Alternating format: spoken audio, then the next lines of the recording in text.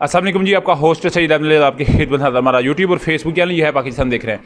लाखों करोड़ों दुरूद मुस्तफ़ा सल्लल्लाहु अलैहि वसल्लम और आले मोहम्मद पर। आज का दिन डेफिनेटली पाकिस्तान तहरीक इंसाफ के लिए भी बड़ा अहमियत का हामिल दिन है, क्योंकि पाकिस्तान तहरीक इंसाफ इस मामले में बड़ी एक्टिव थी, क्योंकि सुप्रीम कोर्ट ऑफ पाकिस्तान आज एक बड़े अहम केस या बड़ा अहम फैसला देने जा रही है। वो बड़ा अहम फैसला आज सुबह 11 बजे सुना दिया जाएगा और मेरा ख्याल है चीफ जस्टिस जो उमर ता बंदयाल था वो इसी चीज़ का इंतज़ार कर रहे थे कि कब ये हुकूमत जो है वो घर जाए और उसी के बाद फ़ौरन जो है वो चीफ जस्टिस उमर ता बंदयाल साहब, क्योंकि आप जानते हैं कि जिस तरह की वो एक साइड पे वो अपना कोई बुलाते थे किसी को नोटिस दे के, तो उधर एक इजलास बुला के जिसमें बिलावल भुट्टो साहब, ख्वाजा आसफ साहब, शुभाशी साहब, इन्होंने दिन दुगनी रात चुगनी जितनी उनकी हो सकती थी उतनी उन्होंने की। मगर चीफ जस्टिस साहब का उस वक्त मैंने हौसला, और आपने भी देखा, कोई आपसे ढका छुपा भी नहीं, शायद आपके पास वो वीडियो डिलीट हो गई हो, मगर हम सोशल मीडिया या मीडिया के जो लोग होते हैं इनके पास हर चीज़ एज इट इज़ रहती है और वो ये फिर चलती रहती है। मगर आज 11 बजे वो था ना जजीज़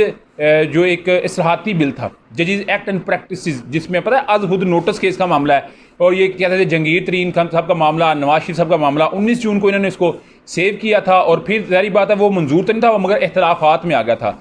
और इसके ऊपर चीफ जस्टिस उमर ता बंदयाल साहब ने ये बात की थी, सुप्रीम कोर्ट ने ये बात कही थी कि ये अगर फैसला दे भी दे ना, जिसमें जस्टिस कादी फैसल साहब आप जानते हैं इन्होंने बनाया था, कहते ये फैसला दे भी दें मगर मैं एज ए चीफ जस्टिस इस बात को बिल्कुल कबूल नहीं करूँगा। 8 रुकनी बेंच बना, बड़ा उसका एक मामला चलता रहा, मगर आज के दिन एक बड़ी जो है वो पेशरफ्त इसी मामले में होगी और डेफिनेटली ये एक बड़ा सरप्राइजिंग फैक्टर होगा पीटीआई के लिए और बड़ा मेरा ख्याल चैलेंजिंग फैक्टर होगा पीडीएम के लिए। गो के पीडीएम जा चुकी है मगर हालात जो है वो तमाम बिल उन्होंने पास करा, मगर इस बिल के बाद मेरा ख्याल है वो, क्योंकि उनके मुताबिक जजेस के मुताबिक वो हमें माजूल करना चाहते थे, मगर इस फैसले के बाद जो आप आज 11 बजे देंगे, सूरत बेहद तब्दील होती है आपको नज़र आएगी। उधर अगर मैं बात करूँ तो बुशरा बेगम की मुलाकात हुई है तहरीक इंसाफ के चेयरमैन से, यानी कि उनके अपने हमन से। उस मुलाकात में उन्होंने बाकायदा तौर पे ये बात कही है कि ये सोचा समझा एक प्लान था, इस प्लान में वो मेरे घर आए, इमरान अहमद खान ऐसा को गिरफ्तार किया। हाँ साहब ने ये बात कही कि अगर मुझे गिरफ्तार कर रहे हो तो फिर सख्ती किस चीज़ की, फिर इतना जबर किस चीज़ का। मगर बुशरा बेगम ये कहती हैं ये मेरे ज़ाती कमरे में इन हुए, और जो लोग इन हुए वो आप जानते हैं कौन है।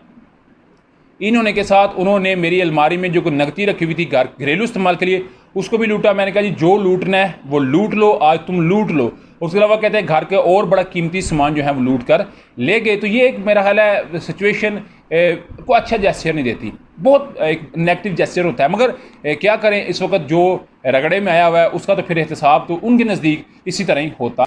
अटक जेल अटक जेल अटक जेल, ये इस वक्त महव मरकज़ बना हुआ है पाकिस्तान और इंटरनेशनल न्यूज़ का। ज़बान ज़द आम है, नवाज शरीफ साहब भी अटक जेल के अंदर रहे थे, उनका दौरान ये भी बड़ा लंबा था, मगर क्या उस वक्त भी अटक जेल इतनी फेम हुई थी?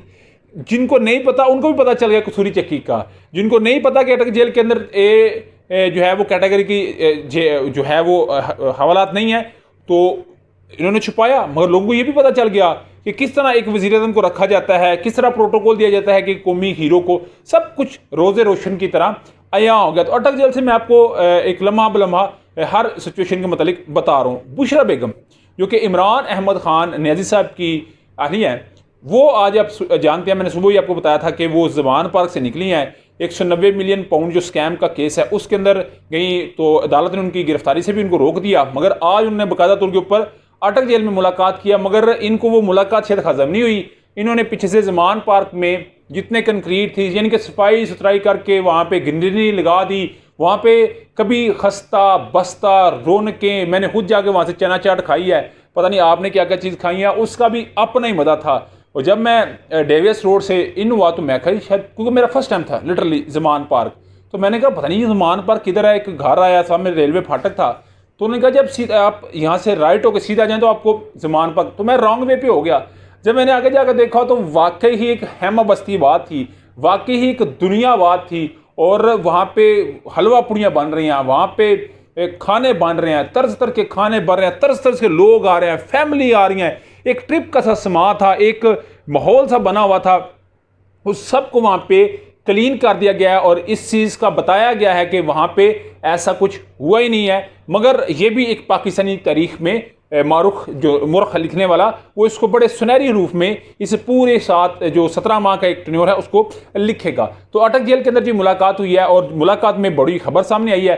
आप जानते हैं नईम हैदर पंचोथा और शेर अफजल मरवत साहब वो उनके साथ मौजूद थे, मगर फिर वो इस्लामाबाद हाईकोर्ट के जो चीफ जस्टिस हैं आमर फारूक साहब, उनका शायद बात को नहीं मानता या वो बात शायद अपनी मनवाना नहीं चाहते। उन्होंने कहा था कि 3 वकला को मिलने की इजाज़त होगी तहरीक इंसाफ के चेयरमैन को। आज 2 वकला गए, जिसमें शेर अफजल मरवत साहब और नईम हैदर पंचोथा साहब, दोनों को मिलने नहीं दिया गया। मगर चलें, बुशरा बेगम को मिलने दिया गया। दिन भी था, पहले तो उनको जब वो एक चेक पोस्ट पे आई तो उधर आधा घंटा उनको रोक दिया गया। अभी आधा घंटा रोका गया, क्या किसी को पता नहीं कि वो उनकी बेगम है? क्या बेगम को मिलने का हक नहीं? फिर वो जारी बात है, पूरी वेरिफिकेशन सब कुछ करने के बाद मुलाकात का जो उन्होंने अपना सिनेरियो करना था किया, आगे अंदर गई और फिर उनकी तकरीबन को आधा घंटा मुलाकात हुई। उस आधा घंटा मुलाकात के बाद जो सामने वो खबर आई है वो यही है कि तहरीक इंसाफ के चेयरमैन ने ये बात बरमला तौर पे कही है कि ये जो बात की जा रही है कि मैं डर गया हूँ, मैं रो रहा हूँ कि मुझे बाहर निकालो। उन्होंने कहा जी ऐसी कोई बात नहीं, मैं आखिरी दम तक वहाँ पर डटा हुआ हूँ और मैं डटा रहूँगा और मैं तमाम लोगों को कहता हूँ कि आप भी डटे रहे। और वही बात कही गई कि उनको क्लास सी दी गई है, जो एक वज़ीर-ए-आज़म का प्रोटोकॉल है वो नहीं मिला, मगर वज़ीर दाखिला जो वो कुछ और बात कहती नजर आ रही है। वज़ारत दाखिला वो कह रही है कि जो जेल मैनुअल है उसके मुताबिक पंखा है, चारपाई है, कूलर है, जाए नमाज है, पानी का सिस्टम है, शावर, यानी कि वो अपने लिहाज से बात कर रही है, मगर तहरीक इंसाफ जो है वो अपने लिहाज से बात कर रही है।